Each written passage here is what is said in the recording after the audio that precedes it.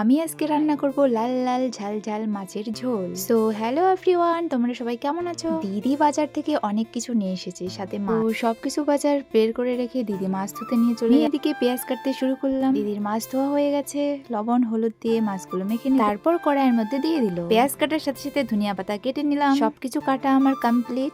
এখন পেঁয়াজ টমেটো সবকিছু বেটে নেব। আর কি দেখছো, শিলনোড়াতে আমরা কিন্তু এখনো বাটাবাটি করি। তারপর এদিকে দিদিরও মাছ ভাজা হয়ে গেল।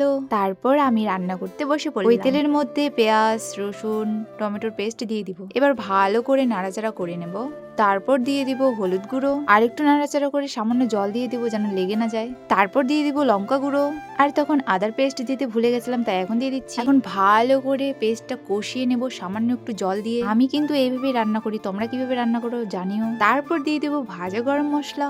আমার কিন্তু এইভাবে মাছের ঝোল খুব ভালো লাগে। আর এখন দিয়ে দিব স্বাদ মতো লবণ। আবার ভালো করে নাড়াচাড়া করে দিয়ে দিব ধনিয়া পাতা। এবার দিয়ে দিব মাছগুলোকে দিয়ে এবার আরেকটু ভালো করে নাড়াচাড়া করে দিয়ে দিব পরিমাণ মতো জল। আর এই জলটা কিন্তু ঝোলের জন্য। এবার কিছুক্ষণ রেখে নামিয়ে নেব। 1 2 3, দেখো কত সুন্দর কালার হয়েছে। তোমরা কি দেখছো? চলে আসো, খাবে কে কে। তো আমি দেরি না করে খেতে বসে পড়লাম। আর দেখো, নিজের রান্নার প্রশংসা নিজেই করছি। আর কেন বা করব না, সত্যি সত্যি মাছের ঝোলটা খুব সুন্দর হয়েছে।